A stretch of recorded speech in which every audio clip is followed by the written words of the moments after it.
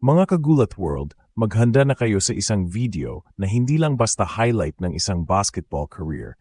Ito ay kwento ng pag-akyat ng isang batang Filipino mula sa Lasal pa hanggang sa mata ng NBA. Kasi ngayon, si Kevin Criambao, yung big man na sanay tayo sa PBA, style front courts at team basketball, ay biglang tumawag pansin sa 5 NBA teams para sa workout sa Estados Unidos. Hindi ito kwentong baka lang o gusto lang ni coach. Ito ay tunay na liham ng imbitasyon. 6 na beses na sumikat, abala ang world stage, at nag-aabang ng oras ang US trip niya para mag-training at sumabak sa NBA Summer League sa Las Vegas ngayong July. Marunong mag-shoot mula sa perimeter, gift sa playmaking, at may malakas na defensiba. Ibang klase si Kevin ngayon. Ganito tayo magkwento sa ginulatang mundo.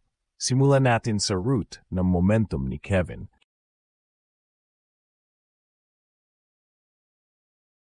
Kilala siya sa Pilipinas bilang back-to-back UAAP MVP mula sa Lasal at dala ng kanyang leadership, nagawa niya muling ibalik sa championship ang team.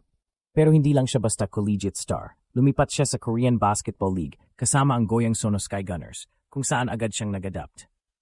Nagtala siya ng impressive averages, 16.9 puntos, 6.3 rebounds, 3.9 assists, pati 1.3 steals kada laro. Hindi pangkaraniwan para sa isang big man na kayang mag-contribute din sa passing at perimeter defense. Dahil dito, unti-unti siyang napansin hindi lang ng mga KBL teams, kundi ng international scouts. Kaya nang lumabas na may 4 hanggang 5 NBA teams na tumawag para sa workouts, hindi lang simpleng invitasyon ng taon. Isang matinding patunay ito ng kanyang evolusyon bilang all-round player na may talent humigit sa local perception. Sinundan ng balita na si Kevin ay babiyahe papuntang US this June, July, kung saan magte-training siya sa Sacramento para maghanda sa listing ng workouts at Summer League mula July 10 hanggang 20 sa Las Vegas. Isang malaking hakbang ito. Hindi basta scrimmage lang. Ito ay lipat stage kung saan kanya kundi sino ang magpapalitaw ng harapan. Scouts, coaching staff at executives ng NBA. Ang studio drills, footwork, shooting drills at competitive games, lahat iyan ay susuriin intensively. At hindi lang ito pangalang naiwan ng media. Ang kanyang sariling club sa Korea, pinangunahan ng team president na si Lee Kwang-soo, ay sumasabak kasama siya at nagbibigay buong suporta pinansyal at pampisikal. Ibig sabihin, hindi siya basta pinapadala ng nag-iisa, isang strategic support system na handang ipataas ang kanyang chances. Pero mga kagulat word, sisilipin natin ang katotohanan. Kahit gaano kalakas ang momentum, less than 1% lang ng Summer League players ang nagkakaroon ng susunod na kontrata sa NBA. Totoo ito ayon sa NCAA research na sinipin ng Spinch. Ang competition ay brutal. Bawat drill ay scrutinized. Bawat pass, bawat shot, bawat defensive play ay binibilang. Si Kevin ay kailangang magpakita ng 3-and-D game. Ibig sabihin, reliably scoring mula sa perimeter, sakto lang sa oras at makahold ng defensive wakapila. Kailangan niyang patunayan na kaya niyang mag-adjust from KBL playstyle to NBA speed, na hindi lang siya cautious big man na naghihintay ng post-entry, kundi isang modern big player na may IQ, playmaking, shooting range, at defensive resilience to match. Nakakapukaw ng damdamin ang senaryo. Hindi lang ito personal challenge. Ito ay isang pagbaril sa global spotlight at nasa kanya na kung paano ito gagamitin. Dahil kahit maliit ang chance, isang chance pa rin ang pag-asang mag-vertical sa NBA ladder. Kung papasa siya sa aesthetic tests, kung magiging number 1 ang pangalan niya sa lipunan ng NBA hopefuls, maaring magkaroon siya ng 2-way contract o maging kwalipikadong maglaro sa G League para ipospitalize ang NBA career.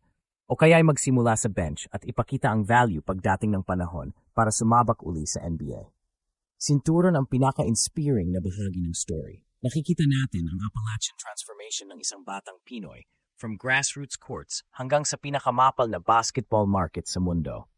Ang mga kawani ng Lasai, ang his KBL teammates, at ang mga kabarkada niya na tumutok sa kanyang journey, pati na ang buong basketball-loving community sa Pilipinas na too many times was left behind dahil sa limited exposure.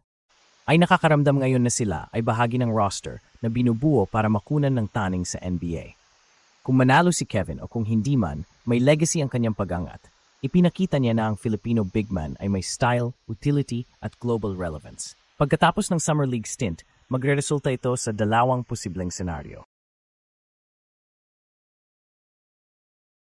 Una, kung hindi man siya makakuha ng NBA contract agad, posibleng makuha niya ang Summer League Badge of Participation na mahalaga sa international resume. Maraming scouts ang patuloy na magmamasid sa kanya sa G League, sa PBA kapag babalik, o kahit sa international leagues. Ikalawa, kung umangat siya enough, pwedeng mabigyan ng training camp invites o kahit Exhibit 10 contracts ang kanyang pangalan. At hindi basta title lang ito. Manuel na proseso ito patungo sa ultimate goal, NBA roster. Para sa Gilas at para sa landscape ng basketball sa Pilipinas, ang breakthrough ni Kevin ay makaka-inspire ng paradigm shift. Mula mahalagang awareness na Filipino bigs can play as modern stretch big with skills at hindi lang basta sabog na pasimula. Ito ang time na ang mga batang naglalaro sa barangay ay maaring managinip na hindi lang manalo sa palarong pambansa, kundi maging bahagi ng global basketball scene. At kung kaya ni Kevin, posibleng makarating pa sila sa NBA platform sa kanilang sariling panahon.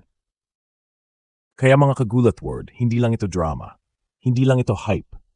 Ito ay proof of concept na ang modern Filipino athlete, kapag pinaghandaan at pinursige, ay kayang guhinaw ang expectations ng sarili at maglapit ng global recognition.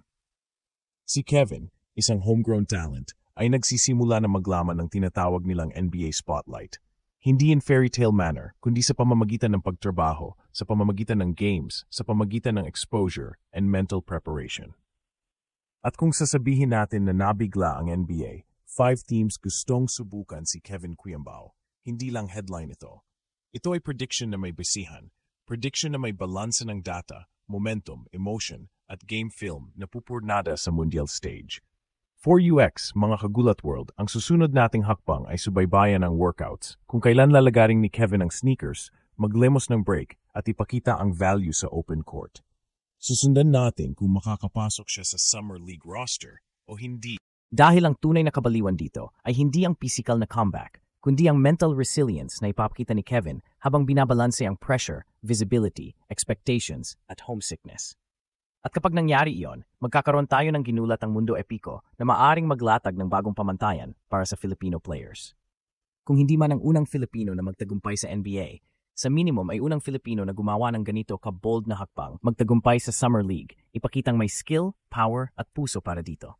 Sa susunod na video, susuriin natin kung alin sa 5 NBA teams ang may need for stretch big, kung anong position sa draft pool ang posibleng matplatan ni Kevin, at kung malakas pa ang chance niya sa Summer League exposure. Patuloy tayong umagaw ng spotlight para sa Filipino athletes sa buong mundo. Ito ang bagong misyon natin dito sa Ginulat ang Mundo. Hanggang sa muli, mga kagulat word, manindigan sa pangarap, magising sa oportunidad, at sabay-sabay nating ipakita sa mundo na kaya nating tundi at makatulog ng may kasaysayan.